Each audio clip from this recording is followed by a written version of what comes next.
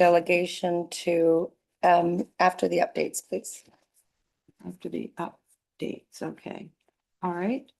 It's actually not delegation, the conversation with tourism. Is, can I have a mover to, thank you. Seconder? Thank you. All in favor?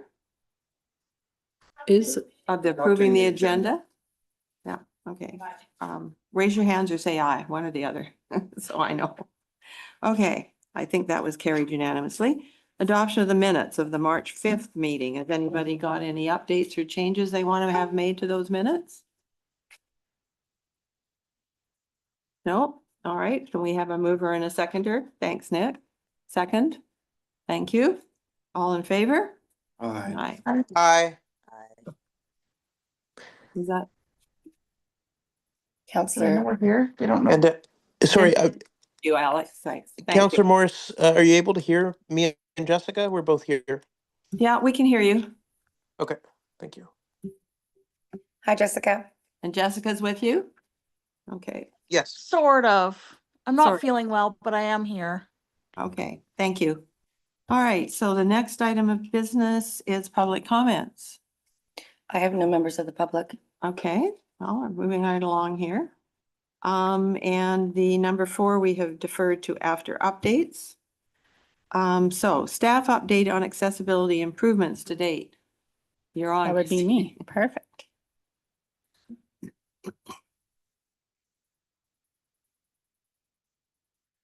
Actually, can you, oh, here. She can get that.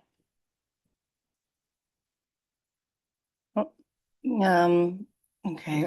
Yeah, I'm so we can just- see her, but that doesn't matter. Are we ready? We're ready. Okay. Anytime. Perfect. All right. Well, I'll provide an update on our accessibility implementation of our accessibility action plan, as well as some other accessibility initiatives. These are updates since our last meeting on March 5th through to today. So, as far as items specifically from our action plan, I'm pleased to share that the council meeting accessibility improvements, as we're trialing here today, have been fully installed. This is the audiovisual system upgrade, as mentioned in item number 3 under service delivery and governance. We also were able to complete an information and communication item, which was promotion of Accessibility Awareness Week, which was shared as an update in the undercurrent news and our social media, as well as sharing updates on our own progress. Implementing accessibility here at BIM, and also disseminating this, which I'll share a little bit further on BC Accessibility Hub. Item number 5 under service and delivery, we are working with HR and recreation departments to collaborate on including EDI and accessibility considerations under a staff report template for council. This is to help with embedding accessibility considerations into decision-making processes for council, as well as embedding accessibility elements into other projects, all of our work that happens at the municipality, not just those items that are explicitly outlined in our accessibility action plan. So that's exciting. We've had a lot of interest and support for that within BIM.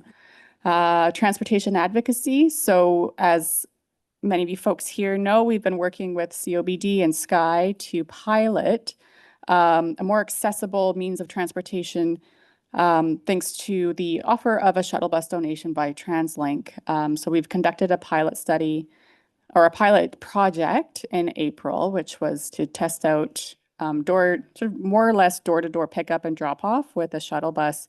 And we've learned quite a bit from that pilot study in terms of what we're able to achieve with a shuttle bus like that versus things that don't quite meet all accessible needs, such as some folks with that need a little bit more support in terms of leaving the door or have difficult driveways and things like that on Bowen.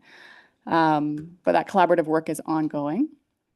And also we've got under transportation, we had requested an install tactile curb edging and blended curbs, and that's actually going to be included in a project that's going to be undertaken this fall, starting in September, as part of the signage and broader road improvements going on down at the Cove. to support safer and more legible traffic flow coming on and off the ferry. And we have additional improvements that we've been working on beyond those from the Accessibility Action Plan. This includes the portable railings that we have now installed in the theater, which offer safer and flexible seating. We also have the Auracast integration thanks to donation from Sky. So we'll enabling that as a rentable service through the theater. And we also have priority parking. So it's additional mobility. For those with mobility challenges, we are offering additional priority parking by request. So those are signs that are available at the time of booking that will be enabling more parking spots. There. And those are around the community center here. So for accessibility grants, although not directly accessibility, but the Age-Friendly Communities Grant we were successful in receiving as a collaboration with the Men's Shed and Sky to update the age-friendly action plan, specifically identifying needs around the new community center that we have here and recreation programming. So the idea is that that might also identify opportunities to improve programming and building accessibility for those with accessibility needs. And there's a new grant that was just announced. It'll be opening up in April or in August. This is from the Disability Alliance for $40,000. I actually don't think the municipality is eligible, but nonprofits are eligible. So this is going to get posted on our accessibility website as something that the community can engage with as needed. And I'll share more information as soon as it's posted too. So one of our key initiatives recently has been updating our accessibility feedback and tracking process. So we've recently launched the citywide portal. I don't know if you've heard about it. This was just announced 3 days ago through BIM social media. So there's a new service request option now where you can submit any kind of service request that you might have identified, any non-emergent issue. It could be potholes, it could be accessibility features. And so one of the service requests is an accessibility request. And here outlines the questions that we are requesting of people when they're submitting this so that we have more information on how to address it. This request comes to me, and then I will review it with whatever department is applicable for addressing the issue. And if anyone who submits the request actually creates a profile, you can create your own account in Citywide, and then you receive the automatic updates. So whenever there's a work order issued, whenever this issue's been addressed, you'll receive those updates automatically. And actually through Councillor Jurgensen, we had a request, an accessibility request around text messaging with BIM for some folks who are blind and might not carry around other means of communication, or are deaf and don't want to carry around, sorry, not blind, but I guess if they're deaf and don't carry around like a pen and paper or a board to communicate, they prefer to communicate through text message. So we were able to confirm that both the BIM front desk and recreation front desk numbers, the direct lines, do receive text messages, and that folks who want to come up here and communicate through text, we can certainly do that. So that was helpful. And we have a new accessibility dissemination tool. So this is to share our accessibility wins beyond our community. So the BC Accessibility Hub, if you go to that website there, and you can click on any of those icons, if you're interested in visiting a community, you can see what sort of features they have available there. So what I posted there is that the bookable option for additional mobility, priority parking spots when booking through our community center, as well as the update for this room here, just because we want to further showcase the Spark funding that we received to be able to complete this work.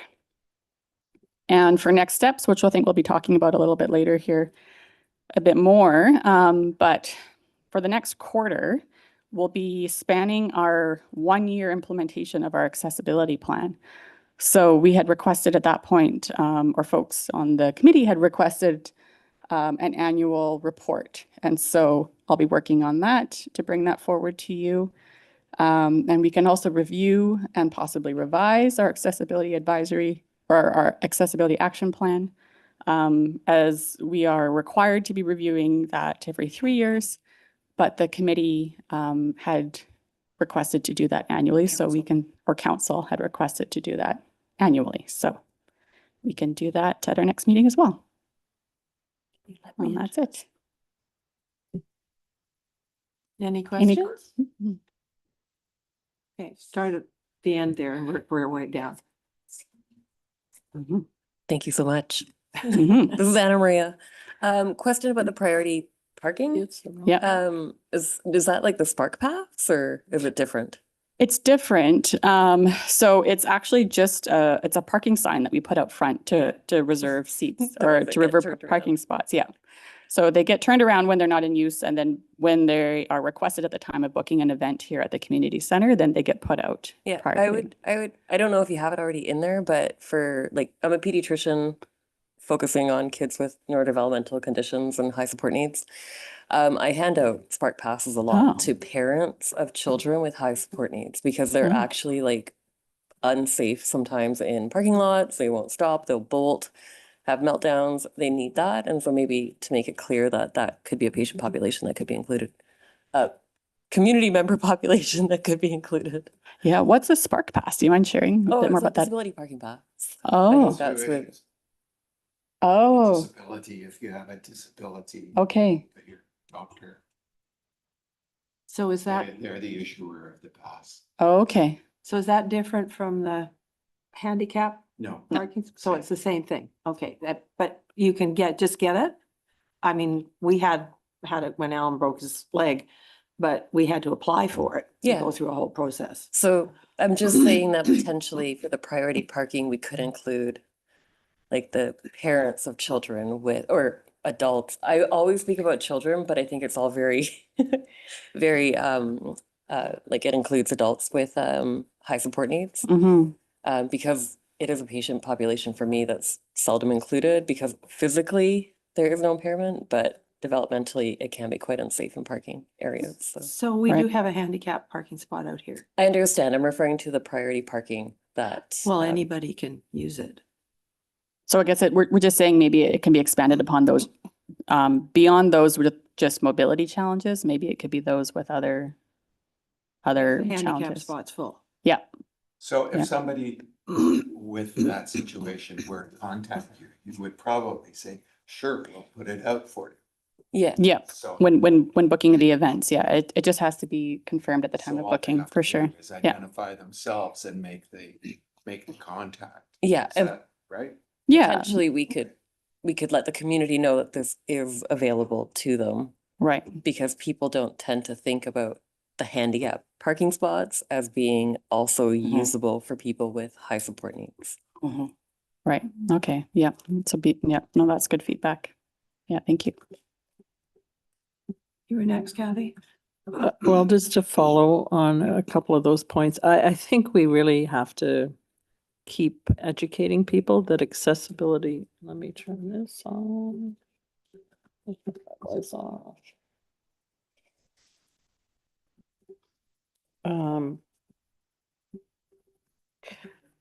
That accessibility isn't just mobility. Hmm. So we still tend to talk about mobility. Hmm. And obviously that's an issue with walking, but it would also be an issue for people who are blind. Mhm. You know, basically handicap is anything that's a handicap. Hmm. So that's a very good point.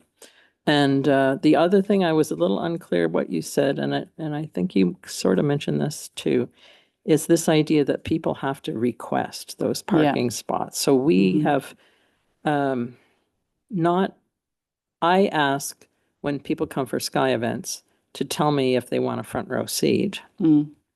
because that's where I'm doing my event. Mhm. But I have never told them they have to make a reservation for those parking spots. So They- I'm not following something. They don't have to make a reservation for the parking spots. You just have to let Sienna know, the booking coordinator here know, if you want those signs to be put out front to reserve those spots at the time of your event.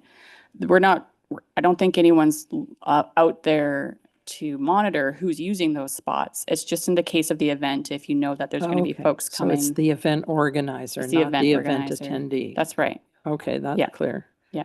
That's clear. And I know when we were working on the original report, we quite often came back to the topics Mhm. of research or grants. So evidently that's happening.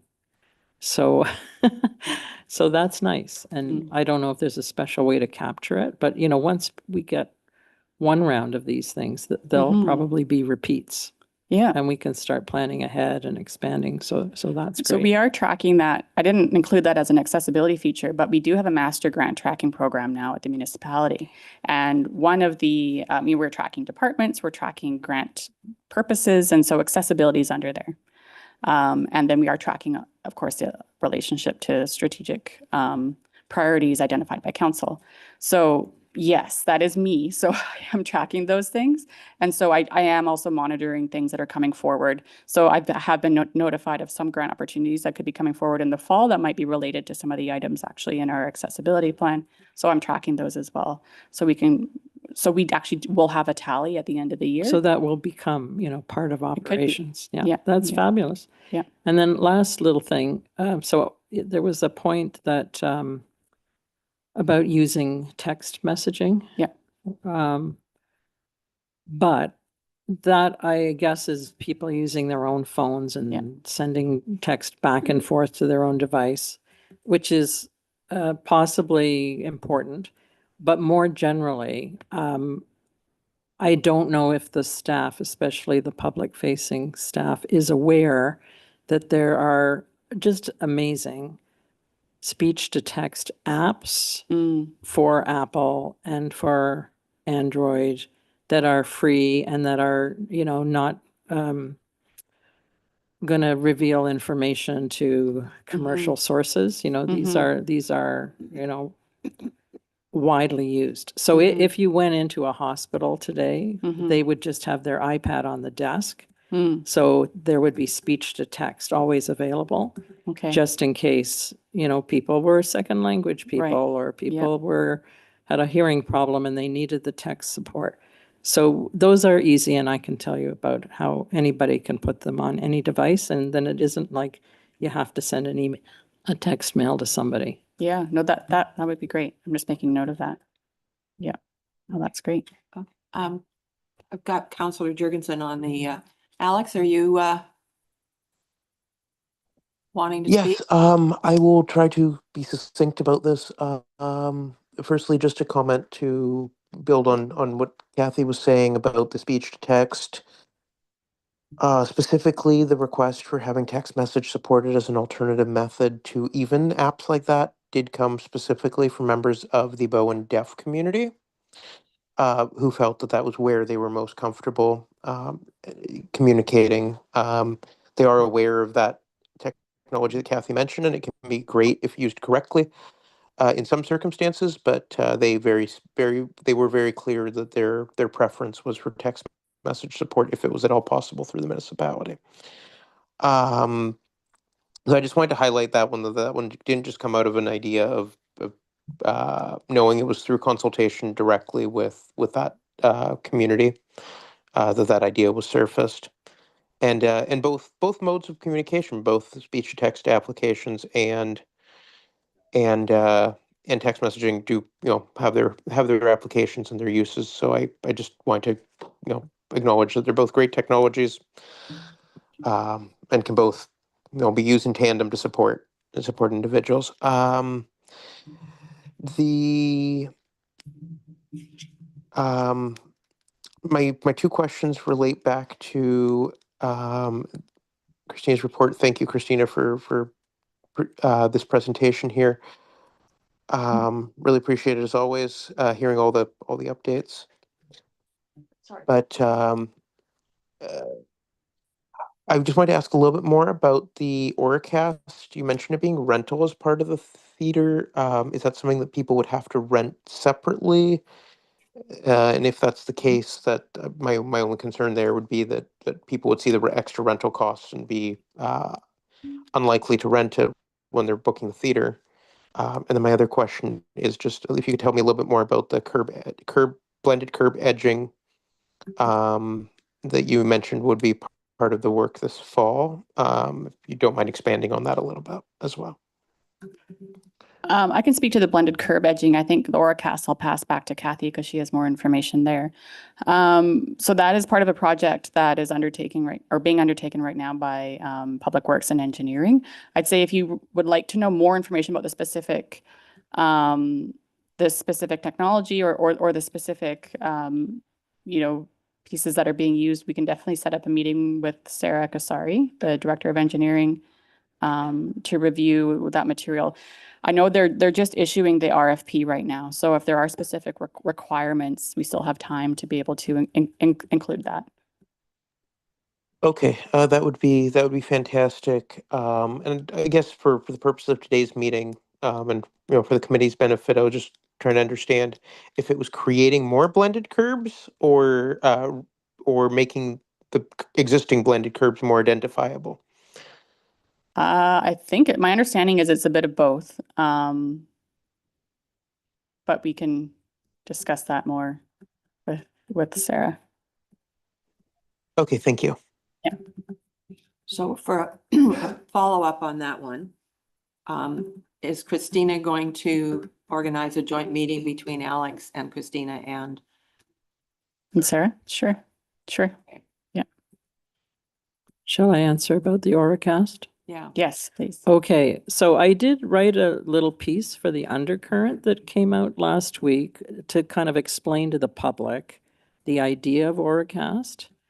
And the purchase was made by Sky, and Sky members love hearing accessibility in the theater, not just for Sky events. So the spirit of Sky giving the equipment to the Muni was that whatever they went to in there, where there was a microphone being used, that they could use it.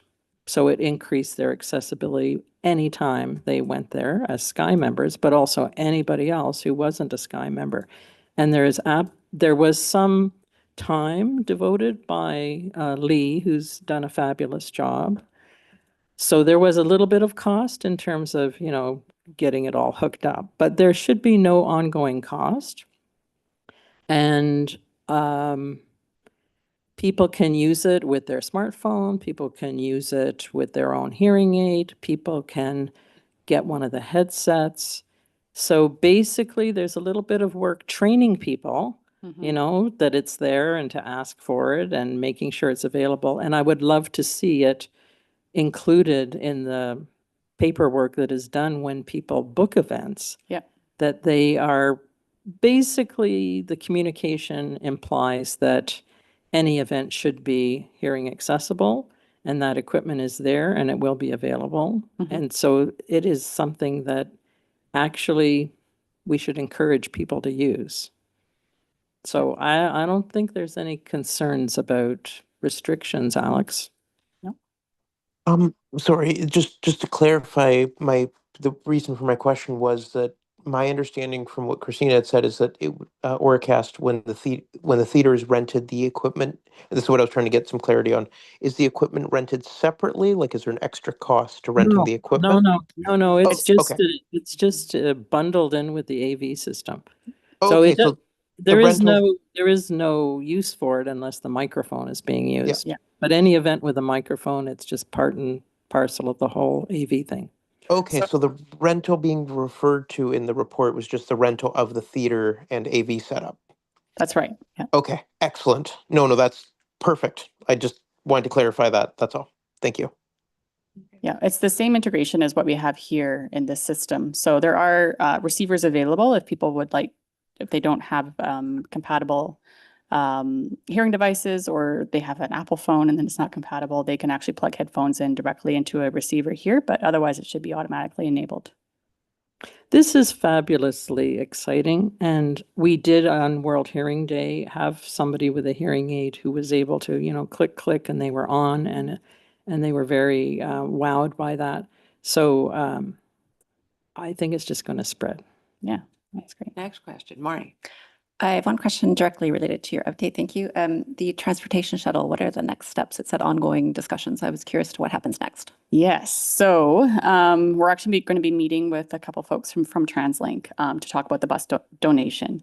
So this will be coming to council. And it'll be council's decision whether or not to accept the bus, and then how we'll be operating the bus. So what we piloted was for COBD actually to be responsible for operating the bus and coordinating the driver and all those things. And so next steps are the strategic partnerships manager and the director of planning are going to be meeting with our working group that's been looking at the feasibility of this donation. And we need a few things confirmed in terms of the off-island use cases. So this is not accessibility related necessarily, but we're looking at being able to use it for the commuter shuttle. So for those who are commuting into the city, being able to, yes, Tuesday, Wednesday, Thursdays. Anyways, so those are the use cases we need documented. So we're going to be having those direct conversations with him. And then once that's documented, then we'll be bringing that forward to council as a report recommendation. Yeah. I do have one other question, not directly related to your update, but perhaps more related to the accessibility plan. Mhm. I didn't see any mention there of reviewing Bowen's website. We hang on to for- that one for 6.1, which is accessibility plan update. Oh, sure. Yeah, It's, yep, okay, it's fine. Thanks. All right. Jennifer, you're on. Thank Hi, you. everyone. Thank you. So I should introduce you. Jennifer's our new librarian. Tina has retired, so welcome to Bowen and the library, and looking forward to, oh, you want me on this thing. Looking forward to seeing you at more things, and Thank you, maybe Councillor there's some Moore. compatible things from between the committee and the library where we can be of some help. Absolutely. Yeah. Thank you for the introduction. Again, my name is Jennifer Strickman. I'm a mid-30s Caucasian woman with medium-length brown hair, usually wearing a smile on my face and wearing a black t-shirt today. In case anyone is interested, for the last 3 years, I've been a commuter, going to the Vancouver Central Public Library as head of their Accessible Services Department. And so through that work, was responsible for services for patrons with print disabilities. So any sort of physical disability that relates to reading, visual disabilities, or disabilities related to comprehension. And so it's really exciting to come into this position and see a wonderful accessibility plan all done and ready to go. And I just have a short update today of some things that the library has done from March to June of this year. And as it's week 2, I wasn't involved in any of these, but I'm happy to answer any questions to the best of my ability. So we installed an accessible computer station at the library, and it's got a adjustable desk, high contrast keyboard, so black on yellow, and a trackball mouse. We also did a large print collection move, so gathered all of the large print materials that were spread throughout each collection in the library and compiled them for easier browsing and findability by patrons who need large print. We got the carpets replaced, and the new carpets were chosen specifically for the high contrast with shelving and furniture to support people with low vision moving throughout the space. And it's also got a kind of uniform, more calming design that can help for folks who have sensory issues or struggle with visual clutter. It's a lot more calming than the last carpet that we had. We increased the font size on our printed due date slips, and we have a self-serve checkout machine that's up and running that can help if people are able to borrow more independently or don't want to have that person-to-person contact at the desk. They're welcome to just check out their materials on that machine, depending on how they want their library visit to go. And then the last thing is new collection labels in the children's department. So the nonfiction books have very small spine labels that allude to the topic and the collection that they are in. And so we now have big, large print, high contrast labels throughout that collection that say, animals, sports, make it easier for maybe a grandparent who's there with their child to find things in that collection. So that's the library update. Thank you. Any questions, Bernie? Okay. Oh, Marnie. I saw in the minutes from the last one when Tina presented that there was a grant that was applied for. I assume that it was not one. That is correct. Yes. Before she left, Tina, this was the RBC grant with Rick Hansen, and Tina reached out to ask about it, and they said we're actually not taking any questions because we have so many applications, and the library was not successful in that grant. Yeah. I think there were 40 nationally awarded or something like that. Yeah. It was very competitive. Yeah, very but well we subscribed. do have 15,000 to spend this year on accessibility, and so soon I will be taking a look at that and pricing out some things and then bringing that to this committee to hear what folks think the most pressing issues are at the library. Great. Thank you. Any more questions? No. Okay. All right.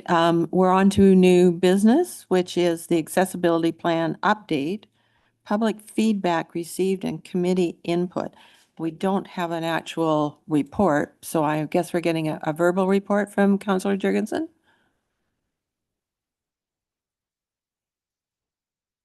Councillor Jurgensen?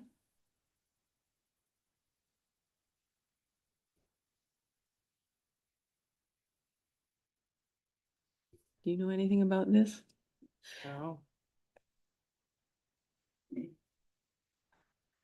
Alex, are you there?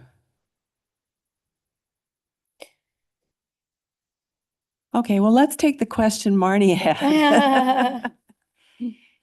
In reviewing the existing plan, I saw there were a number of items related to digital accessibility, but I didn't see anything specifically about reviewing the Bowen website for WCAG requirements. Was that something that was previously done? So WCAG requirements are essentially the established norm for understanding if a website is accessible.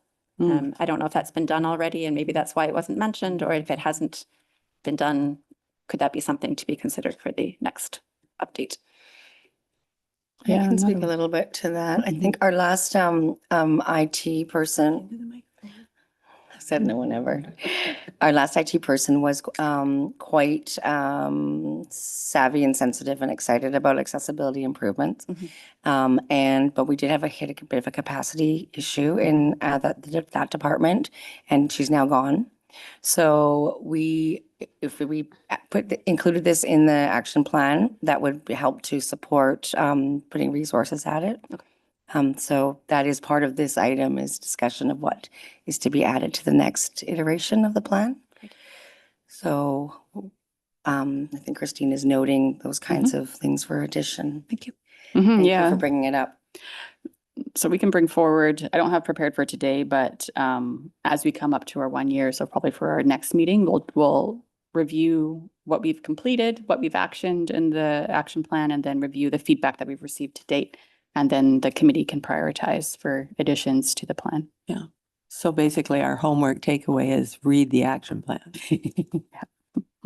Thank you. But I would think, would that have to be some sort of consultant hire for that website improvement? Yeah.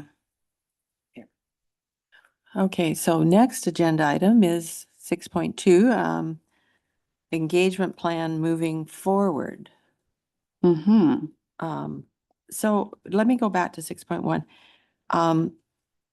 So public feedback. So was there a public survey done, or? So public feedback has just been our feedback mechanisms that have been established Okay. as they were provincially required. So people could email, phone call, or provide written feedback. And I've also just been documenting feedback that I've received more informally as well. And then with our new feedback mechanism. So as far as what I've received, we've been able to action. Can I just Most jump of in it, about but the yeah. page of, so we do have this accessibility page where we're trying to plot everything, and maybe like some grant information for the advocacy piece. Here is this update that Christina provided at the top, and then here's a list of feedback opportunities. There are 8. The last one is that citywide portal, which we're excited about. So anything you're looking for should be here, or anything that's missing, tell us to put it here. It's new, so there isn't tons, but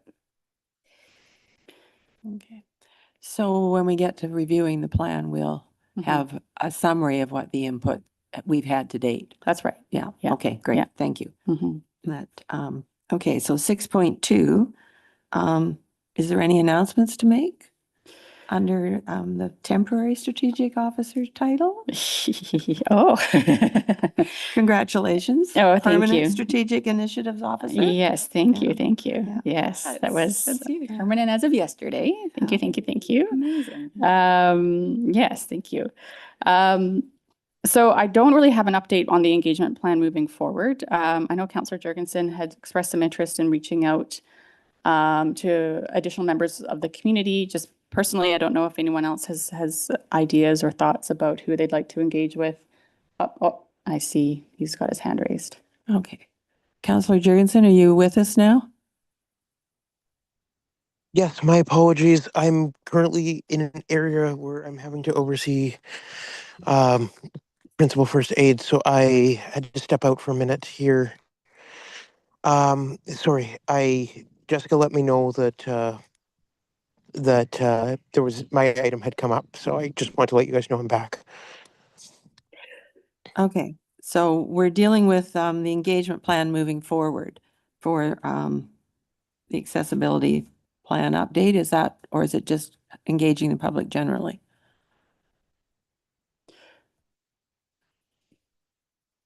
Oh, sorry. So that one is for engaging the public some more, but also engaging, for updating the accessibility plan as well. So that's for both. I'm happy to speak on any of it if you like. Well, we're at we've dealt with 6.1 and now we're at 6.2, which is entitled Engagement Plan Moving Forward. Councillor Jurgensen and Christina Cali. So is that just, are we planning an engagement with the public generally or? My understanding is that there was accessibility going to, Councillor Jurgensen, you had mentioned possibly reaching out to folks individually, such as past committee members even, to see if they had any feedback. Yes. I don't know if there was any other engagement planning. Absolutely. So I can speak to that. So the engagement, as far as reaching out to members of the public, I think it's been pretty clear to me that we need to reach out to folks and meet them where they're at. And for some folks, that means the kind of general uh, realm of public engagement through the committee wasn't necessarily going to be the best fit for people who would otherwise want to participate kind of in the ongoing effort and updates to the accessibility plan. So, for example, reaching out to members of the public who have accessibility needs, but also are engaging differently. So we had talked previously about like subcommittees, for example, for this committee even, and one of the pushbacks I got was that we're like, well, we would love to if we could get instead of the questions going to committee being in a meeting, can we get for certain subcommittees, can we get the questions written so that we can process them in the way that meets our accessibility needs and respond accordingly? And that just got me thinking about our broader engagement at that point and how we could do broader engagement by having trying to meet people more where they're at, meeting with some folks individually who might need help, engaging with the process. It's something that I've been trying to figure out as well throughout the OCP process is how do we make sure everybody's engaged best with that. So for the update, I would like to see bigger engagement, a bunch of the voices we didn't necessarily capture last time, and I don't know. Does that help? I think so, but I guess the question is, how do you identify all these different pockets within the general public? I mean, some disabilities are very obvious, but a lot are not. That's a good question, and I think for me, kind of part of that is figuring out and generally publicizing that we're looking to do a broader engagement with people with disabilities and getting people to write in how they need to be engaged with. Because if we don't know that information, I can't give you a definitive list of all the different disabilities represented on Bowen and how each needs to be engaged with, because that would be arrogant on my part to say that I know all of that. I have worked in this space for 16 years on Island, but I still don't know all there is to know about it. And I think we really do need the first piece of engagement is trying to engage with people in the first place to find out how to engage with them further. And I think that's the first place where I would like to start with that. I think maybe if I can speak to that a little bit Sure. more. So the idea of subcommittees came forward when we knew we had underrepresentation in our action plan from specifically the neurodiversity community, I believe. And so then we felt like there were people that weren't yet heard from. And then as the committee evolved and we sought more representation, we then also, as we've been actioning the action plan, utilizing the other community groups that our members are a part of. So the idea being that when the committee is bringing something forward, members of Sky can bring it back to Sky and get feedback and bring that forward, basically acting as a representative of those other community groups that they're a part of. Same with the Men's Shed. And then I don't think we really had, at least as far as I'm aware, we hadn't really committed to an engagement plan beyond that at this point. If that's people's understanding, or Kathy, you want to speak to that? Kathy, you're next. Yeah, I think Alex has a very broad picture, and a great ambition to be inclusive. But I think maybe the concept is that there's a channel where people, whether they're individuals or already sort of in groups, formal and informal groups, can be invited to make their suggestions. So with Sky as an example, I think that partnership has gone very well, and there are many Sky members who have identified as having various disabilities. Hearing is huge. There's also people with vision problems and mobility problems and cognitive problems. So that's sort of an interesting story of aging, is some people have no disabilities, some people have a package of them.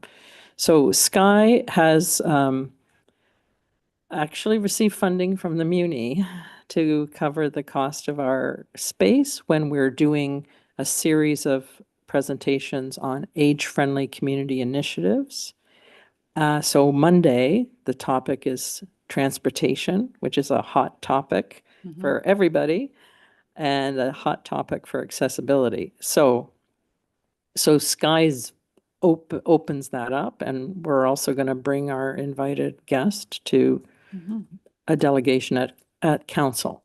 So anybody who wants to take advantage, I think that kind of partnership, we can maybe do some activities that the municipality wouldn't, be doing, and vice versa, and we can work together. So maybe it's just kind of identifying who is ready, willing, and able to be a partner. And within the Sky group, we have had World Hearing Day, and there is a will of people to form an informal group to share information. Because within each disability, there's a lot of, highly technical, very specific things. So not somebody on the street isn't going to know about Auracast. So we can capture, general ideas and specific ideas by opening that door. However, whatever the mechanism is, I guess we can define. Okay. Maybe just a comment, and completely in agreement with almost everything that's been said, and with the complexity, I think, of what accessibility is and what, in quotes, I don't even like using the word disability because I feel like socially constructed. But maybe it's not maybe just changing the terminology of unengagement. It's not going to be one time. It's like understanding it's going to be an iterative process that we're going to be open to capturing and continuing to capture different people's ideas of what accessibility means, right? And so potentially just like changing the engagement plan to like the, an iterative, continually re-engagement plan with the accessibility plan, right? Yeah. I think about people, and usually the people that are coming to the table are sometimes the people with the loudest voice, but sometimes people without a voice are the ones that we really have to worry about, and I think selective mutism, aphasia, anxiety, agoraphobia, like the mental health, the invisible disabilities that, like, how are we going to ever know that we're at the endpoint? We're never going to get there. And so just opening it up and reframing the engagement to continual re-engagement around the accessibility plan might be a way to think about it. No, it's a good point, and that's the objective of expanding our feedback mechanisms too, so that people can provide feedback more readily. Yeah. Councillor Jurgensen, did you still have your hand up, or did you forget to put it down? We'll assume he's forgot to put it down. Sorry, I'm joining from the mobile version of Zoom, and I'm just trying to find the lower hand button here. That was from before. I got it, Alex. Thank you. Counselor. Okay, got it. All right. We don't have Jody yet. So council referral, 1620 Audrey Lane. And I believe we have the applicant online, and we have Drew Backen to make a report.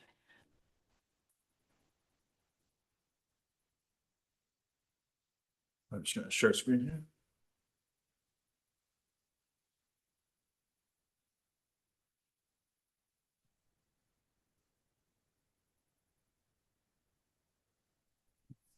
So thank you to the chair.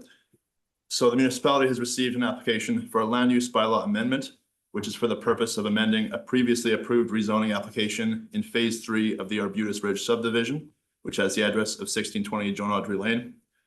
So the subdivision is located on the west side of the island, with Joan Audrey Lane branching off of Windjammer Road and leading to the different subdivision phases. So the original plan for phase 3 was to have 14 cottages, a caretaker's unit, and accessory structures, all located within one large property. These cottages would be under common ownership and would have been rented out to the tenants.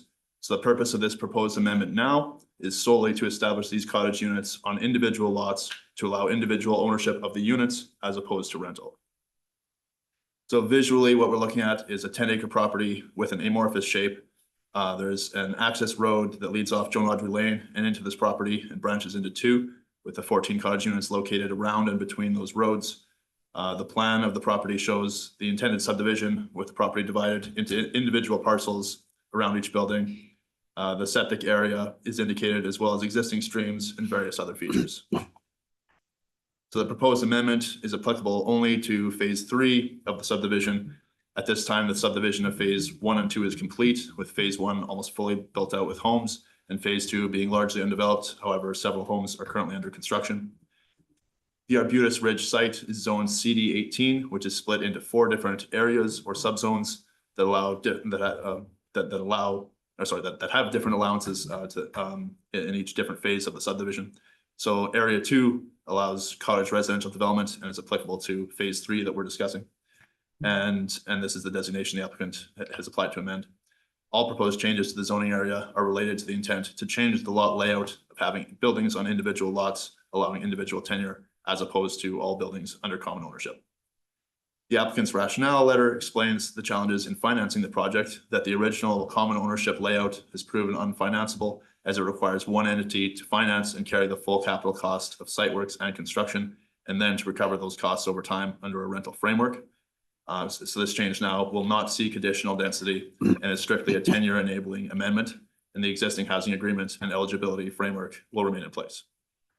And so to discuss that housing agreement, that agreement states that only a qualified occupant may occupy one of the housing units, and defines a qualified occupant as being a senior or disabled person, as well as caregivers, caretakers, staff, and spouses associated with a disabled person or senior.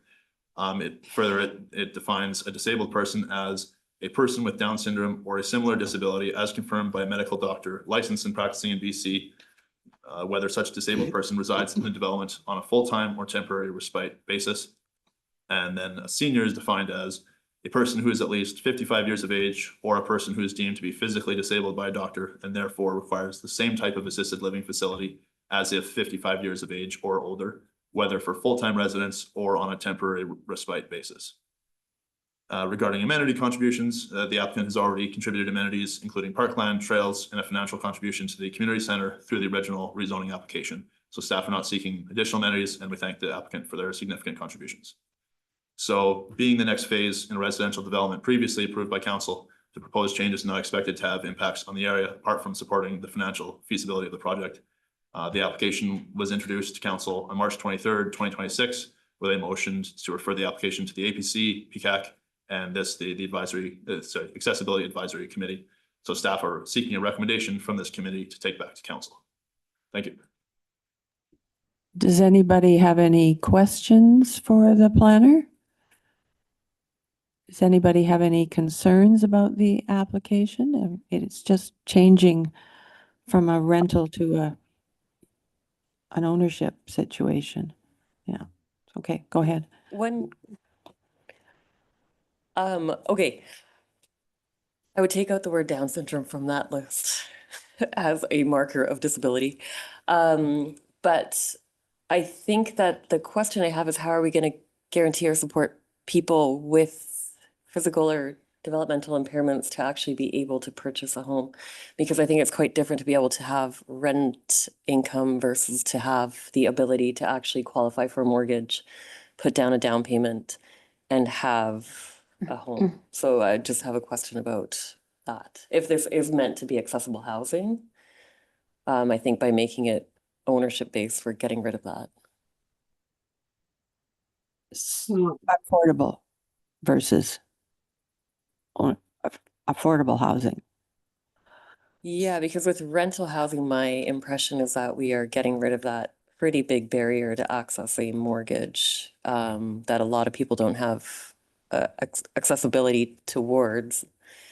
And so is this development meant to be increasing capacity to house people that are unable, rental house, like what was the original intent with rental housing versus single ownership? And are we bypassing that by switching back to individual ownership? Is that something we should be asking the applicant maybe? Yeah, it looks like the applicant is. And this is the same applicant that was there in the first place? That's correct. Yeah, okay.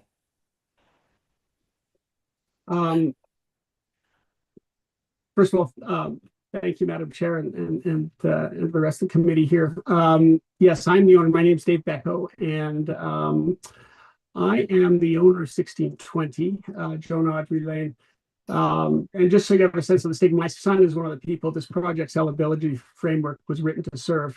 This was something I negotiated with the municipality and signed into a registered housing agreement back in 2018. And I just mentioned this so you understand I have a personal stake in this. This is outside of the development work that we're doing at Arbutus Ridge. I want to respect your time, so I'm going to try and be brief and answer the question that was asked here. What we're asking for is a very narrow technical change to the housing agreement. It strikes a single word rental from two of the preambles, right? That's the whole of it. It doesn't alter the zoning. It doesn't alter the density. It doesn't alter the eligibility of who can be lived there or what can be built. I want to be clear here because the change is counterintuitive. Its purpose is not to do away with rental. It's actually to preserve this as a viable path. What it changes is tenure by separating who owns the title to these properties from who can live in them. So a family can own a home, so can a trust, so can a nonprofit. Any of them can rent it on terms to a senior or someone with a disability who qualifies. Rental stays fully on the table with something like this. And just for some context, here's what the change unlocks. The original design sort of waited on a single institution to come along and finance and build the whole project. None has, and none is going to. None will. We've been at this for a while now. And that's become really apparent over the last few years as things have slowed down. Removing this one word opens up another path, and that is it allows families to finance and build homes directly for loved ones who need this kind of housing. And so as a functional difference, my position is that we've tried to do it the other way. It doesn't work. And I'm saying this is the dad. I want to get a few other families together. And this isn't an institutional play. This is 3 or 4 people getting together. I'm going to build the first house there, and I want to find some other people to do it with me. And that's where I'm coming from here. So I respectfully ask the committee to recommend the council support the amendment, and welcome any other questions that you have. I think Councillor Jurgensen has a question. Drew, can you stop sharing, please? I do, and my question is just my understanding of the application, and just given the current housing agreement that's in place, is that um, taking into consideration what has been said around this table about affordable housing and rental and qualifying for mortgage and so forth, a similar barrier would have existed under the original model, considering that this housing agreement doesn't actually specify it as affordable housing, but specifies it as rental housing. And if you tried to take somebody for full market rent on Bowen Island right now, as a person with a disability, they couldn't afford that either. What this and so in doing my own more research on this particular application, I did come to realize that that was part of it, and just wanted to confirm with the developer that my understanding is correct, that there was never that safeguard that was assumed to exist because rental and disability were in the same housing agreement, that it would be in some way a rental that would be guaranteed affordable, and I don't believe that ever was the case, even from the beginning. So I just, again, just to confirm my understanding and for the committee's sake, just wanted to put that forward as a question. Thank you, Councillor Jorgensen. I agree. Eligibility is not the same as affordability. And with respect to this development, there were no promises, there were no covenants around the eligibility framework for this. The housing agreement really was limited to who may occupy the homes, and that was the extent of it. There was no affordability commitment made as a function of this as a function of this subdivision. And just to follow up on that, that does leave us, with the question of when there is a zoning change, and I mean, when a developer comes forward and asks for something, that there can be a return where council does ask for something else in return for that change to be made. But I just wanted to make sure that my understanding was correct, so we can proceed with the understanding of what this was to begin with and wasn't to begin with. So we know where we're coming from, where we're going to, can be decided based on that. Nick? I have a question. I'm not sure if Drew's able to answer it. The original amenity contributions would have been agreed based on the fact that this was rental housing. And now that it's not rental housing, your point about tenure is noted. I guess my impression is that there were going to be this many rental properties. Now they're going to be owned properties. So if they're to be rented, then there's an indirect relationship to that. So because they're now almost stratified, It will be is a there strata. a different amenity contribution that the municipality would have requested for these owned properties versus rental properties? Did we give them a benefit in making rental accommodation available? And are we now being compensated for that change? Through the chair, it would not be different amenity contributions. It's things like our conservation development policy, the nature takes half. Those are the things they provided. So not based on whether it was rental or not, just based on the size of the development itself and the rezoning. So no, correct. No difference. Right. Thank you. And my memory from when this was original rezoning, there was a group of individuals, maybe parents, that were wanting to plan to have accommodation for their children who would never be able to totally live in they needed to be living in a supportive environment for the rest of their lives. So that was part of what I think was involved, and that's why the specificity for the the particular afflictions. Yeah, Kathy. So, to have that support, would the amenities, I don't know what they were, but would there be, common facilities where people could have meals or, so what are the amenities that would benefit the people who had those extra needs? And the word accessibility is there, but I'm not sure what it means. So how does the design actually manifest being accessible? Is that something that would be tailored to the buyer, or would all of the units kind of be designed according to accessible design principles that we could have a look at as the accessibility committee? Maybe we can ask the applicant to describe a little bit more. It's not just going to be individual houses. My understanding is there's support people that will be on site. So what I would say to that is that we've got to bring the right frame to this. This is a 10-acre parcel in the woods. It's going to be 14 cottages. It's going to be 14 families that have similar needs, and these are going to be decisions that get made by the residents there, right? So we're not building an institutional facility to support 14 cottages. We're bringing 14 families together with some common amenity, with some common resource, and we'll figure that out when we get there, I guess is what I'm trying to say. So there could be a cottage that was occupied by a live-in caretaker, or there might not be. It just depends on the needs of the families. Yeah, that'll be a group decision when we get there. So I don't think we can really say anything about accessibility if that is some later stage.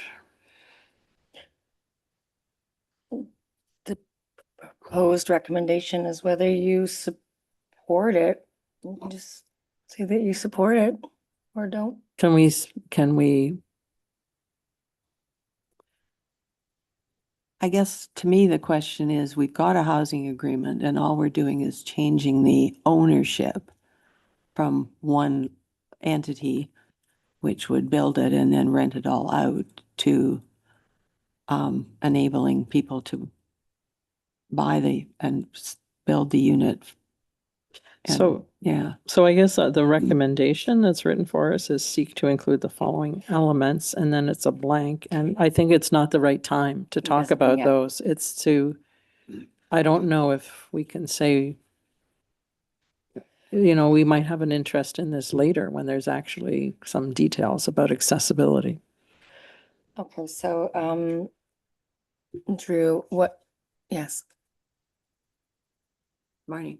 Would it be possible to update the language, as Anna Marie suggested, not to change anything about what is being changed or asked for with regard to tenure, but about who qualifies for the housing, to modernize the language to match current accessibility legislation, either BC or Canada, about what a disability is and who would be eligible for it, just because that language is very outdated and it wouldn't change anything. It would actually make it more expansive about who would qualify for the housing. The language is quite troubling. Yeah, because I guess the language is written in the housing agreement, so that would have to be amended. And I know, from back in the beginning, there were several families and there were Down syndrome people that they were clearly wanted to be able to live there. They would certainly qualify under a modern definition of accessibility And or was this done in disability. 2018, so it's not that, yeah. The Accessible BC Act was in 2019. Accessible Canada okay. Act All right. is around the same time. So there's So are you wanting something in the motion? Go ahead. This is not what I was gonna say, but I had another point, but I fully agree. Like, I think that the language and also legislation tracks so far behind like current standards of understanding. And so I think like relying on that isn't really what we need to do, but I think that there's opportunity completely to, what I would love with this accessibility council is that we are on the front, not on the tail end of what accessibility means. And if we're using language that is old, and I don't know, David, I think that you have a huge story and I'm not meaning to like minimize or offend. But yeah, I think we have the opportunity to be on the front end of what like language should use. And I think we should be doing that. But I think what I put my hand up for, it sounds like this question is, can we move from rental to single ownership? The question of affordability has never been in there. We understand that it will not be affordable in either sense, right? And so that's the question actually posed to council right now, right? Yeah. Like, They we're not still changing could be anything. rented. Yeah, that's what Yeah. I mean.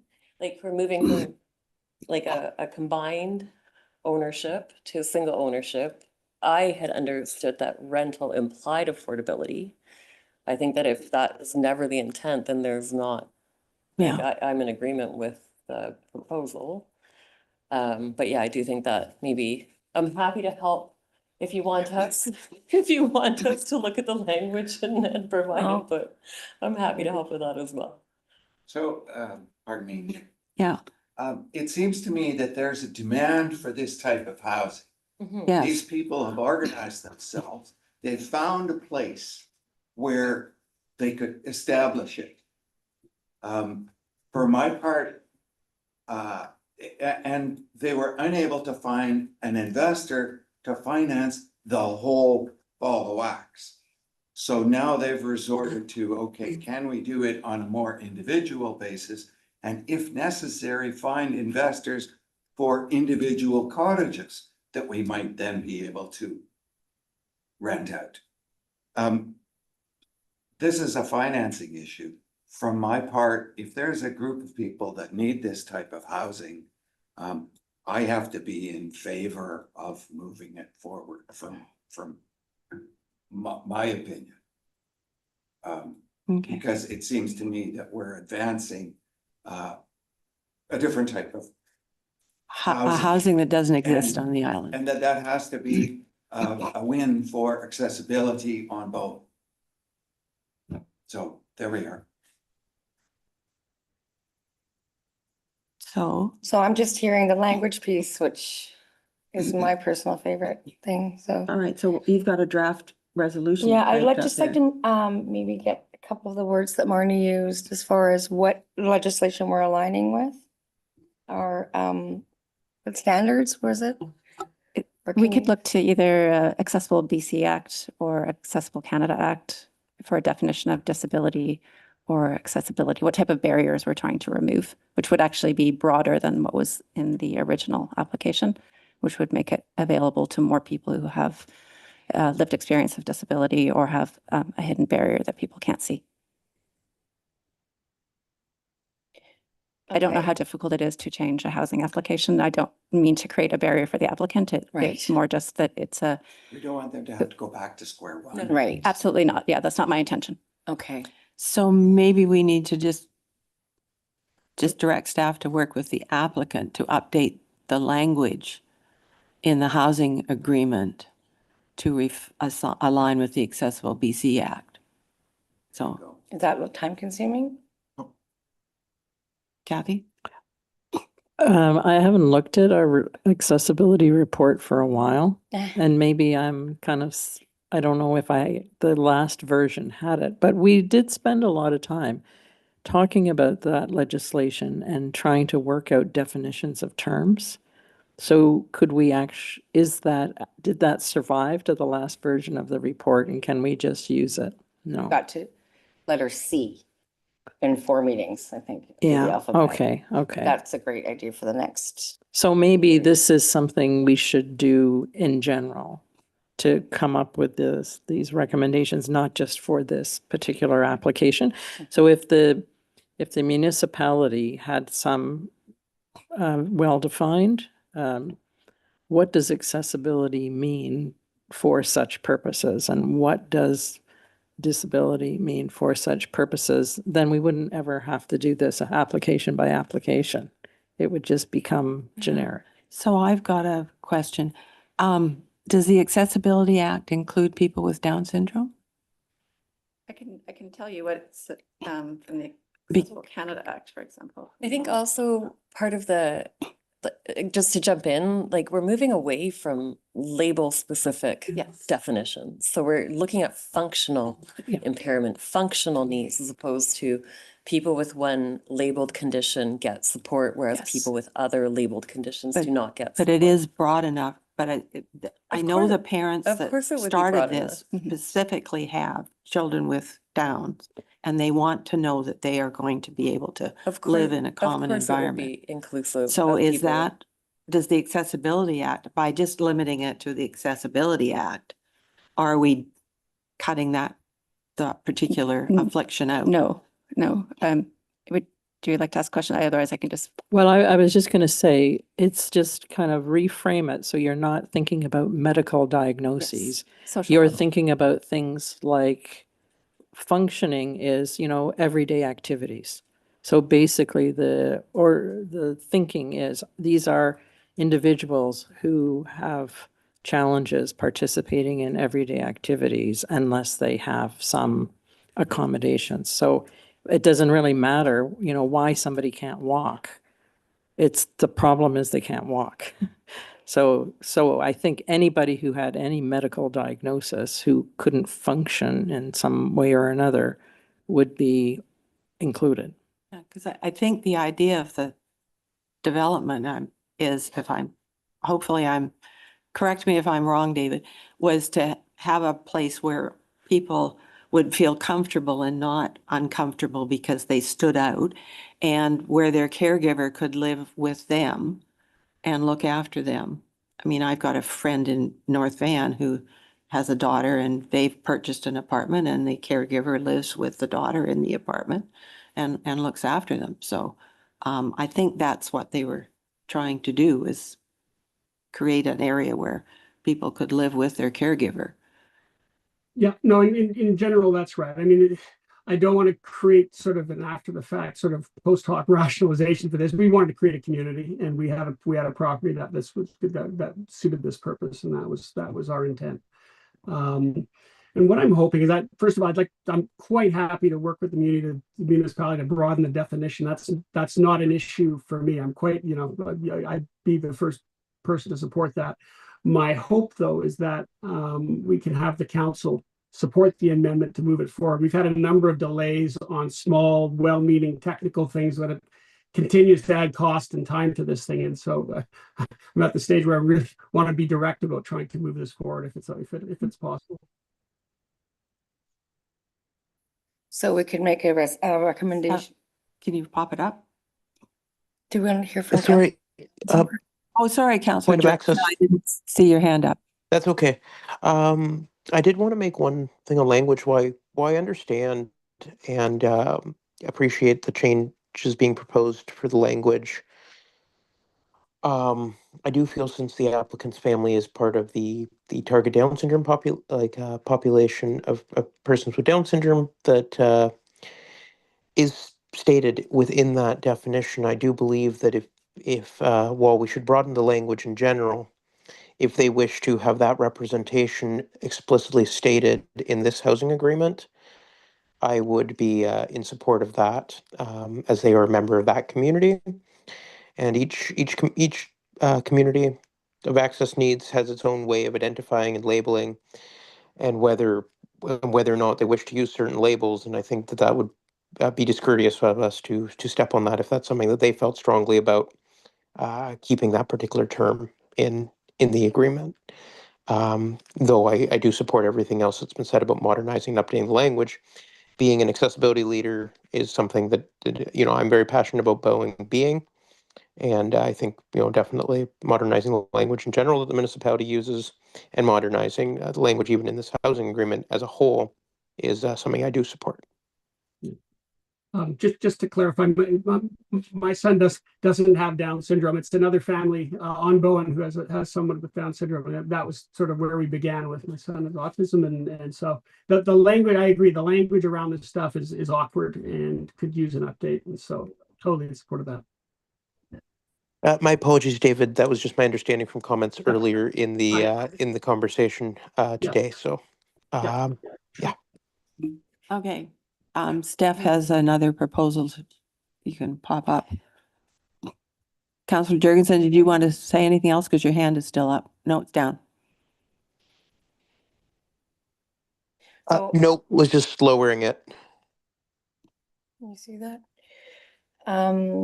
Then sort of dividing into two, where the committee front loads support and recommendation that council approves the application in order to prevent any more barriers from the process, and subsequently recommend that council direct staff and AAC members to work with the applicant to update the language around accessibility in the housing agreement. Is that the only place? I need some help at the end. Kathy? I think Nick put it very clearly. So the first bit, I think, yes, it's got to do with the financing. The second bit, I do like, but I don't actually think it's specific to this application. I think it's an action for us to develop, you know, the language so that going forward, anybody who has an application where they want to invoke these concepts of accessibility, that we actually have that, you know, in black and white, and everybody going forward marches to those definitions in a similar way. So I kind of see the second one as sort of a That goes, task for us. yeah, it goes into the update of the plan then. Yeah, okay. Okay, so should we vote on the first one separately and then the second one is, Does anyone have comments on that? Or everyone agrees? okay. So the motion as it stands right now for Alex's benefit is that the Accessibility Advisory Committee support and recommend the council approve application RZ 2025-0186 1620 Joan Audrey Lane. Somebody want to move that? Nick? Thank you. Second? Kathy? All those in favor? Aye. Anybody opposed? Okay, Aye, thank you. in favor. Great. All right, thank you. I for in favor, sorry, just trying to unmute, sorry. Um, Thanks, Jessica. okay, now do we want to have the second motion or not? I think that sounds like an element for the update of the That's accessibility fine plan. with me. Okay, It's noted. okay, great. All right. Sorry, if I may ask for an amendment to the second one, I do think it does need to be updated in this agreement as well as in the municipal definitions, both. So That would be a Councillor recommendation. Jurgensen is suggesting that that staff should be working with the applicant to update the wording in the housing agreement. Does somebody want to move that motion? Hey. So then I'm gonna need some better wording then. Yeah, so just Oh, again. I've got a suggestion. okay. I could read you what Steph had up there if she can get it back up so I can see it.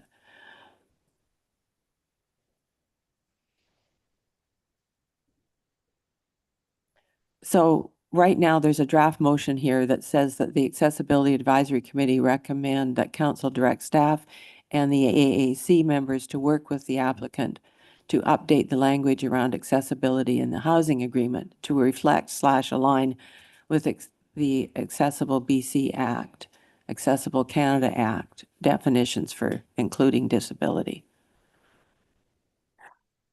I would recommend that we amend it to where it says work with the applicant to update the language and definitions to rather be to work with to develop and adopt definitions for the municipality, and at that time, and update the housing agreement to adopt those definitions when they come into being. Well, the housing agreement is already a signed and documented thing. Understood. But I'm suggesting that that there be a clause put into the housing agreement that would simply state that when those definitions are updated, that the housing agreement would be revised to adopt the new ones into it. Okay, that makes sense. Okay. So that we're not slowing down the application, but we're also making sure that we're folding it in, as Kathy suggested. So maybe we should So say, just direct staff then direct staff to work with the applicant to update the language and definitions in the housing agreement.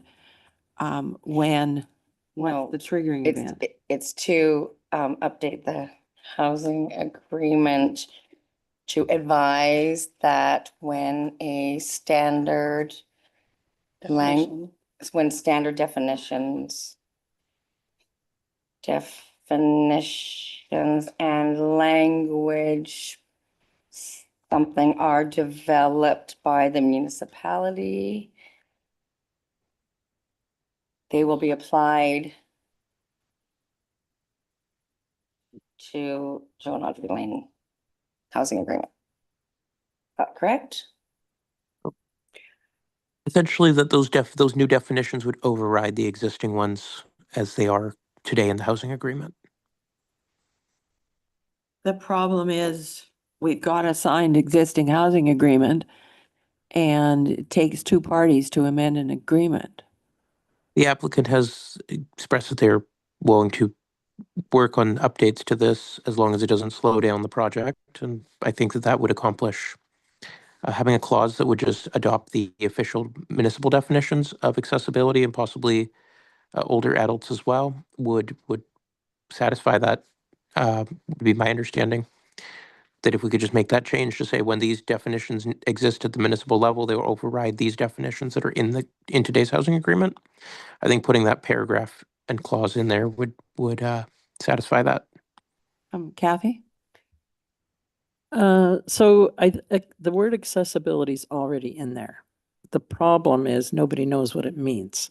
Yeah. So I don't think we actually have to change the agreement. We just have to, what does that word accessibility that's already there mean? So it's more about the future interpretation of the word that's already in there. So I don't know if updating sounds like it'll get into the problems with actually changing something, but it's just adding clarity to the terminology. So is that a simpler?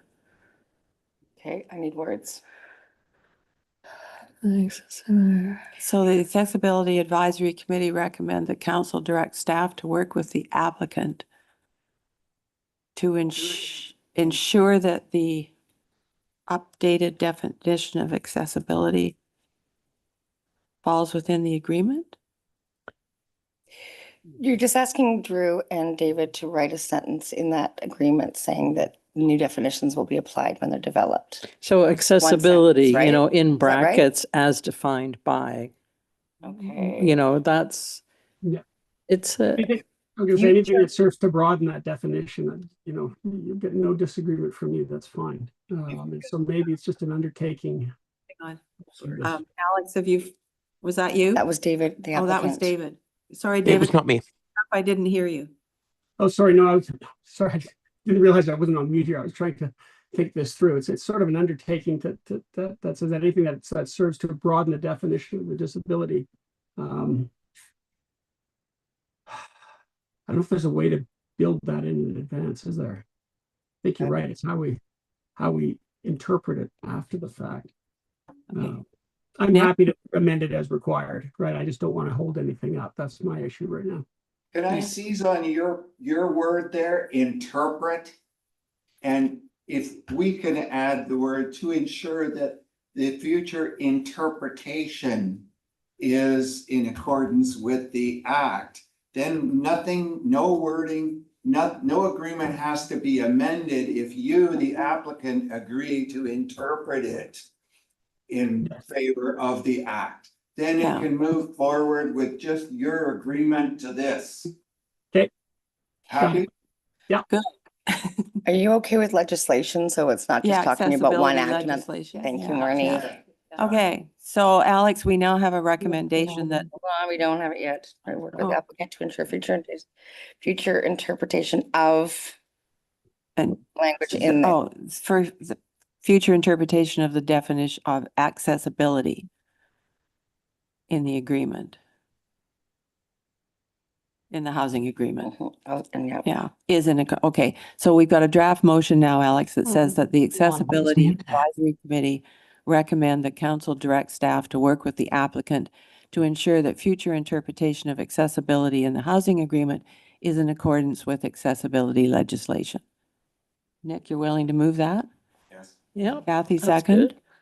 All in favor? Aye. Anybody opposed? Nay, What? Were you a nay? I was. Um, in that I'm concerned because there's still definitions in the housing agreement that would need to be overridden because they are currently using the outdated language. I don't believe that this motion captures that in a way that allows those definitions that are spelled out in the current housing agreement to be overridden later. How do you propose to overcome it? It's done. We voted, unfortunately. You asked if I was opposed, and I was just Well, I was- stating that I was and why. I wasn't sure what you had said. I was clarifying. Sorry, Yeah. Sorry. sorry. Yeah. I thought that was a question. That was my yeah. Okay. Okay. Jody's here. Is Jody here now? Mhm. Okay. Remember All right. that? I think we've done that one to death. Okay. Now we've got another rezoning applications and accessibility lens discussion. But if That's Jody kind is of this here, language piece, I think, a little Yeah. bit, but let's Yeah. do Jody first. okay.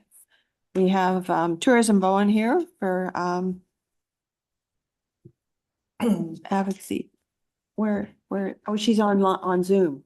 Yes. Oh, okay. I was looking for a physical person sitting there. Okay, welcome, Jody. So recall that that some of the committee members had questions for tourism about information shared with visitors about accessibility. It was an email a few weeks ago, and so Jody has volunteered to come in just to field questions or provide information as members need. Thanks for coming in, Jody.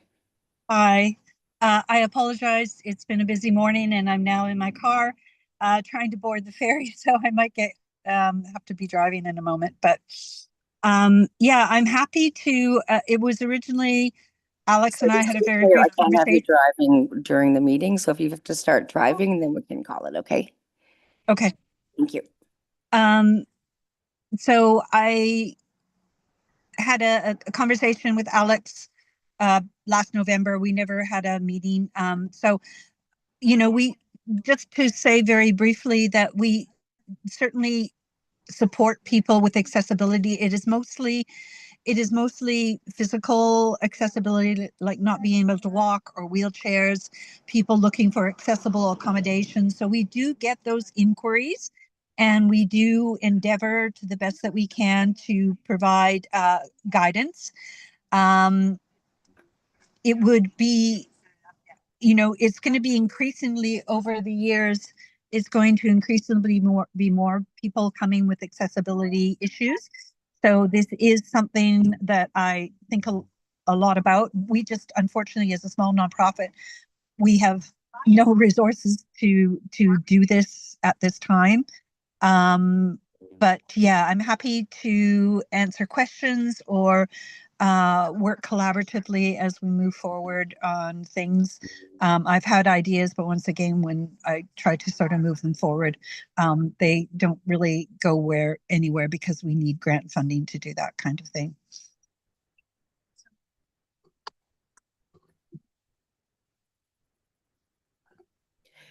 Does anybody have any questions for Tourism Point Island? Arnie?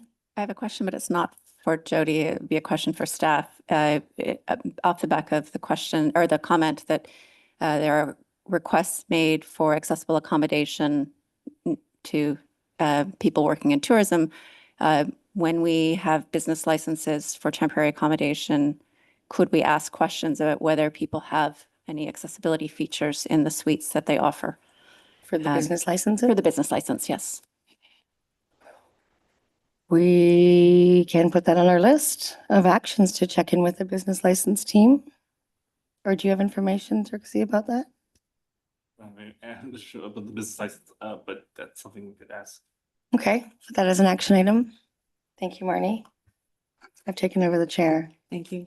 I'm Do sorry, I Nick. have an emergency text. already have a list of accessible accommodation for visitors? Jody? I'm sorry, who was, Do sorry, the you- ferries, unfortunately, the ferry's coming in, sorry. Do you already have a list of accessible accommodation for visitors? We don't have a formal list because it depends on what the accessible issue is. I'm aware, just based on my experience, who does have accessible, but I am not aware of anybody has fully fitted out like washrooms, toilets. I'm not aware of those amenities. And actually, I should have added, sorry, just because I'm running around today.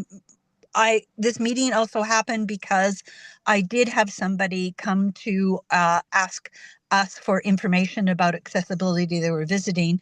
And then that's when I reached out to the committee here about it would be great to get some kind of landing page where we do have a list of accessible amenities, accommodations, that kind of thing. It would be to formalize it. But once again, with our limited capacity, but maybe that can be a collaborative effort with the committee.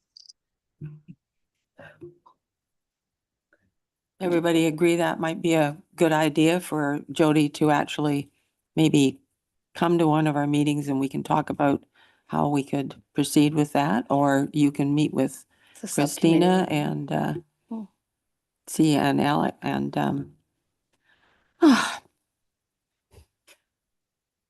my mind's gone totally blank. Just to sort of flush out what you might be considering. That work?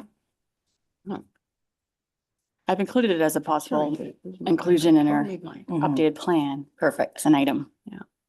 So we can allocate resources to it. Yeah, I've got ideas.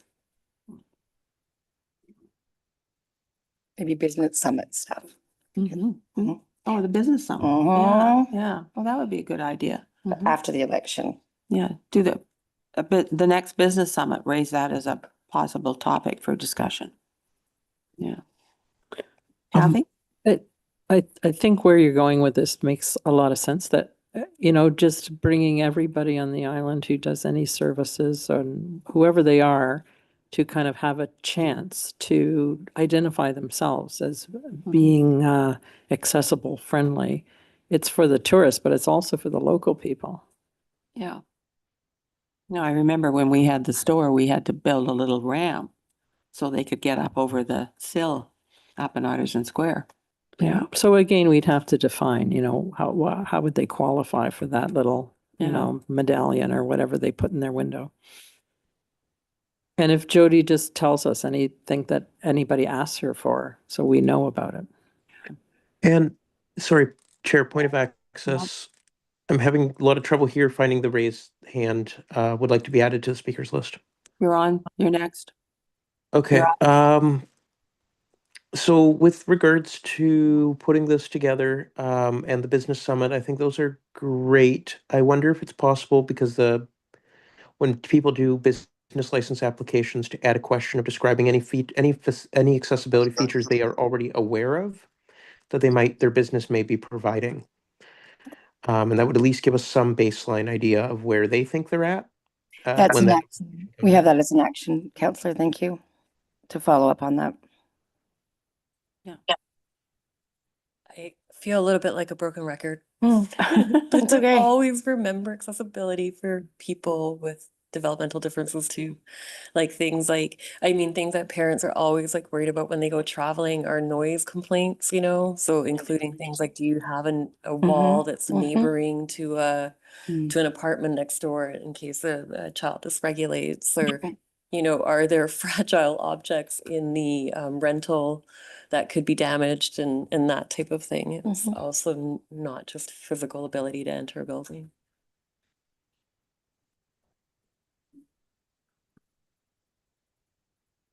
Okay, are we? That sounds like information. It would be useful for you to work maybe with whoever to share that information because the average bear is not gonna know that. Mhm. Yeah, or, you know, I'm happy to find parent partners because I just hear from my families, I am not needing these things, but yeah, definitely. I think that, again, we have such capacity here to like rethink what accessibility means if we include people with neurodevelopmental differences or, you know, behaviors of concern. Mhm. Yeah. I'd like to just add to that, there are North Shore Tourism and a few other places, Squamish. They have just started backpacks for autism and things like that to support visitors or families that have that. So there's lots of awareness of things that we could do to support that, and that as somebody just said, it's not just for visitors. If we had those kinds of backpacks, those locals could use those as well. But I'm sorry, I'm going to have to run. The ferry's just starting. I'm happy to continue the dialogue, and thank you for this invitation. Okay. Thank you, Safe Jody. driving. To add to that, I was actually looped in on that. I actually just shared the link because I had it open already about the neurodiverse explorer packs that Tourism Squamish is offering. So I've just shared that in the Zoom chat. Yeah. I can send it an email as well, just as an FYI. And they have a sensory friendly guide to Squamish. Their tourism office provides. It's pretty cool.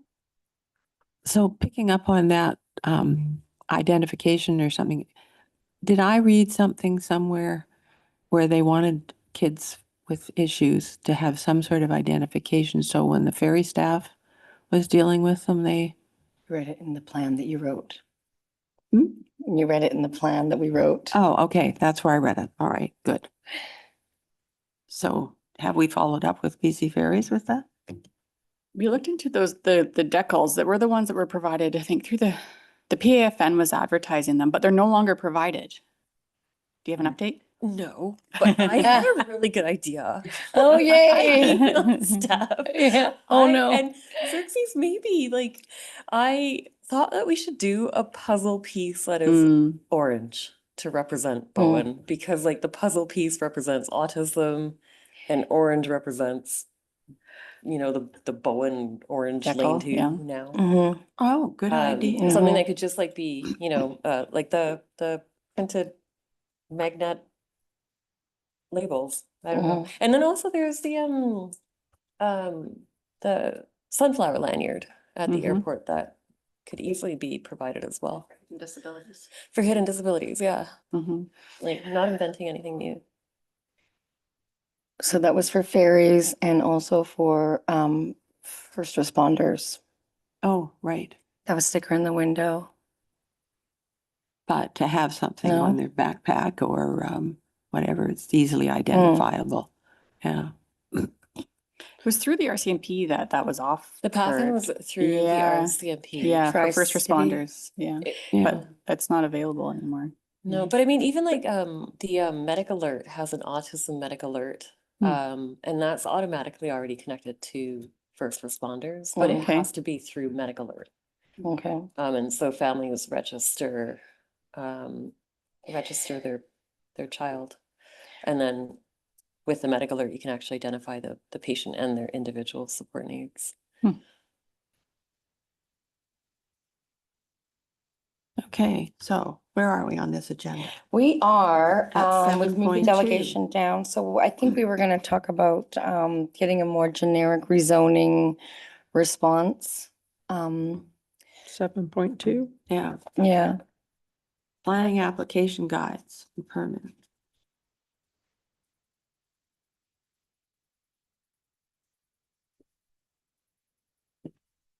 Oh, this is for me and So we Xerxes. covered some of that with talking about developing language. Feel like it's quite a big topic for.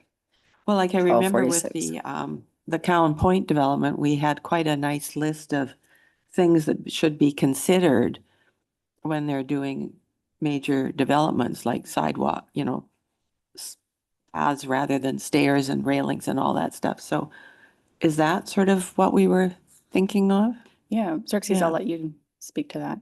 Yeah, we were thinking of maybe something having adding in our rezoning or OCP amendment guide, or as a standalone guide for a checklist of things that a potential applicant could include. Exempt, they propose size development. Yeah. So based on those recommendations that came forward last time. So an accessibility committee. checklist Yeah. for developers. Yeah. Yeah. Mhm. So who's going to polish that up? Kathy? I just, I'm not sure if it's the mobility issues, I'm sure are covered, but the acoustics and the lighting are also issues. So, and there's probably other things. So we should check if that, those are also architectural design issues that ought to be dealt with at the For public spaces. construction.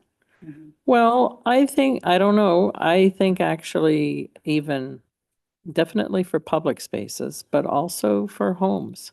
You know, that there are age-friendly home designs and disability-friendly home designs. So I know a lot of people who, you know, they bought that condo and it looked great, but then they had to move in a few months' time because they couldn't actually hear over the traffic noise, which Yeah. is probably not a big Bowen problem. But, you know, It's the acoustics sea and lions. lighting are an issue. So acoustics and lighting, we had a lot of depth in the discussion with Graham Ritchie about Snug Cove House. Yeah. So it's something that is, you know, it's simple to do at the design point. So it's an information thing because I don't think we can enforce something that isn't in the building code unless it's through a rezoning process. Yeah, But that's sort of why I was saying public spaces, like public spaces, but Mm. multi-unit buildings and stuff. I mean, Mhm. somebody who's designing their own house, hopefully they're going to think about that, but But they don't, no. because but they we don't can't- know. We can't So we force it can on just them. kind We of give can them some have a tips. sort of a tip guide list, yeah. for, think to the Hmm? future for accessible. So Living, we're yeah. talking about making a recommendation to would-be builders, developers, owners. How do we do this? Do we ask for the wording of that recommendation for the Seymour Bay? Yeah, And- let's start with and- that. Councillor Jurgensen has a hand up. Oh, I sorry, also have- Councillor Jurgensen? Sorry. Yeah. All right, sorry, my thought in suggesting this item is that it could be a checklist that had not just a checkbox beside it, but beside it a question with each item. How have you considered this in your development or rezoning? Even though we can't enforce it, it does force people to think about it if they have to fill out that form. If they have to literally write down, well, we haven't considered it, or if they're writing down, we just don't care. It's harder to get them to write that down when they're trying to fill out the form. It gets people thinking in the right direction. So though enforceability isn't possible, in the case of a building application, at least now it's on their radar. In the case of a rezoning, this committee can use that to make any recommendations to council a lot faster because we have information on how it has been considered rather than having to ask each question of the developer in process. That sounds reasonable. Okay, so it's sounding like, Nick, did you I think finish? we're in favor of what Councillor Jurgensen is saying. I was.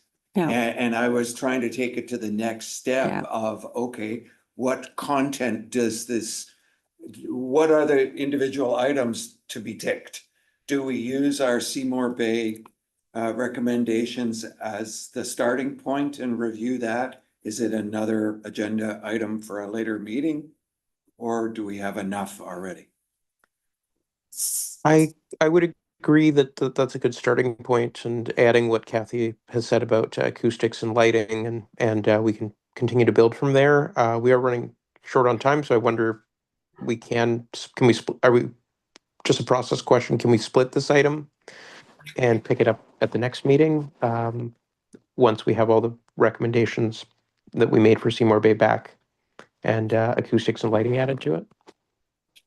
You're the chair, so you can decide if we split it or not. And you have the recommendations for Seymour Bay. Oh, it's all in your minutes and all Yeah. the things they send you. Yeah. Yeah, we did. Yeah. Is that the Seymour Bay, it's on the last page of the agenda. So we do have the Seymour Bay recommendations. So do we want a motion that, we ask staff to, include our Seymour Bay, recommendations in, any future rezoning application? I think we do, but can we add some of that other stuff, the acoustics and that type of thing, or? So maybe we need to bring it back to the next meeting. Yeah, I was going to say, I think at the next meeting, I think this is, as Councillor Jurgensen said, I think it's a good list to start from, but if we're going to use this as a permanent list going forward, go through it again and make sure we have everything. And look covered at that it we in would- light of the different types of applications that would come forward. Okay, That so- work for you, Xerxes? Okay. So next meeting will be a chunk of time set aside to share screen, be workshopping a little bit on table. Yeah. Maybe with a bit of preamble or pre-email ideas. Okay. So maybe an action item, well, people will look at this and send, staff, you or Xerxes, a list of suggestions to add to it. Or bring them. Let's send it to Xerxes or Christina for that, like keeping a document going, and then it'll come to me just for agenda Okay. purposes. So if you've got ideas to add to the Seymour Bay recommendations, email Xerxes and Christina. And then Okay. we've got a more fleshed out list for next meeting. Councillor Jurgensen, are you wanting to make another comment or? Just got handed No, me. still trying to find the lower hand button. I'll lower it for you. Okay, Sorry, I should have Staff been will, doing that. will do that. All right, so review of action items generated during the meeting. Yeah, it's so buried. Okay, I'm gonna just do it by email because they're kind of buried in there. Okay, Yeah. we'll thank you. email committee. Okay. Do we want to talk about a date for the next meeting or? Then we'll see if something comes up. Yeah. We're thinking still quarterly, or is there? I think we were set for quarterly, so the next meeting would then be September sometime.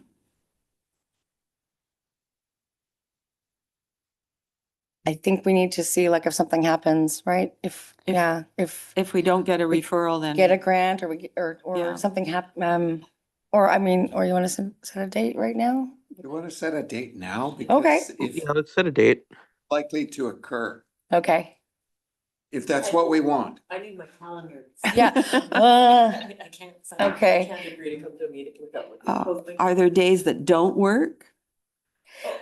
I'll just send a doodle poll. Okay, Okay. for towards the end See of this September? Panic is about to take place. There's about to be an incident. I went to Powell River, Fort St. John. Oh my I went to, gosh. to Outreach Prince George, Yeah. Prince Rupert, have my clinic in Vancouver. So it's complicated. Yeah. So all of us need the more planning and advance notice type of thing. Yes. Marnie? Is it possible to consider evening slots? I'm not sure. The first one was an evening and this is daytime. I don't know. Yeah. How or why, but if you could include both options. Sure. That'd be helpful. Thank you. Maybe we can alternate. Yeah, that might be helpful. Okay. Absolutely. Thank you. All right. Well, do we need a motion to adjourn? If you do, I will provide one. Happy to. Seconder? Thank you. All in favor? Aye. Aye. Aye. Thank you, Jessica and Counselor and David Beckel. You're still with us. Thank you for coming. I want to apologize for not having been able to be there as chair as I had intended, It's okay. due to outside circumstances. It's all right. Life happens. Life happens, as Steph says.